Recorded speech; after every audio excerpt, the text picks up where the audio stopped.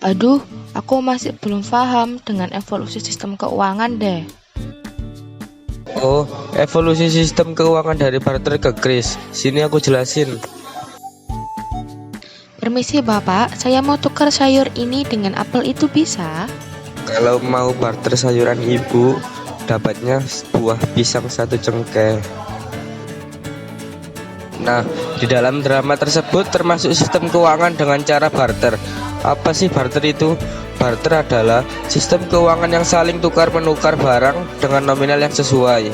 Tetapi karena ada masalah muncul berupa terdapat dua orang yang ingin bertukar namun tidak sesuai dengan nominalnya, dan salah satu pihak tidak terlalu membutuhkan barang yang ditukarkan oleh salah satu pihak yang lain, sehingga muncullah uang komoditas. Lalu ada uang komoditas. Uang ini merupakan barang dasar yang hampir dibutuhkan oleh semua orang, seperti hewan ternak yang pada 900 hingga 6000 sebelum Masehi masih digunakan, hingga kemudian muncul budaya pertanian yang membuat gandum, tumbuhan, dan sayuran yang menjadi uang komoditasnya.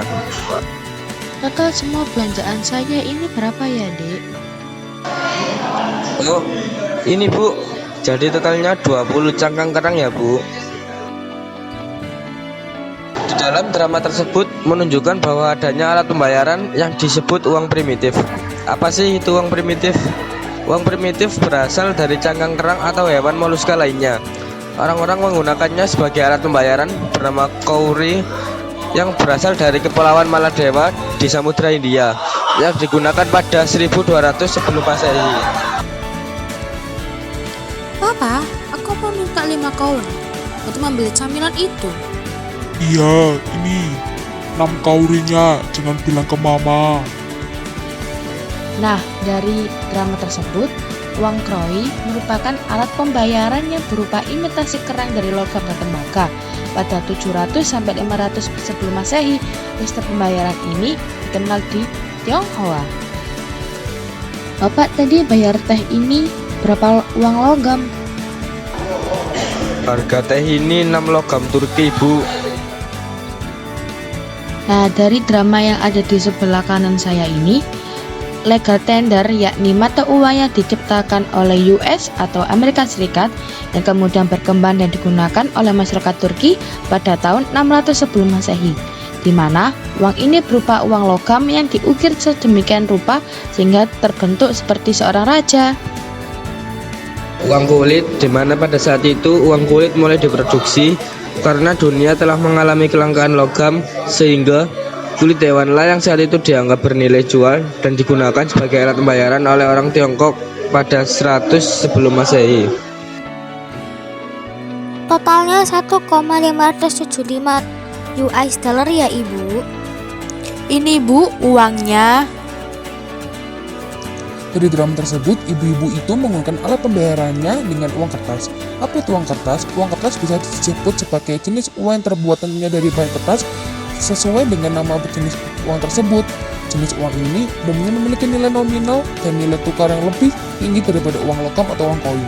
Hal itu yang menyebabkan uang kertas lebih banyak digunakan oleh masyarakat, sehingga pada akhirnya uang kertas mulai digunakan sebagai alat pembayaran, di mana pada saat itu Swedia merupakan negara pertama di Eropa yang menggunakan uang kertas sebagai alat pembayaran pada tahun 1661.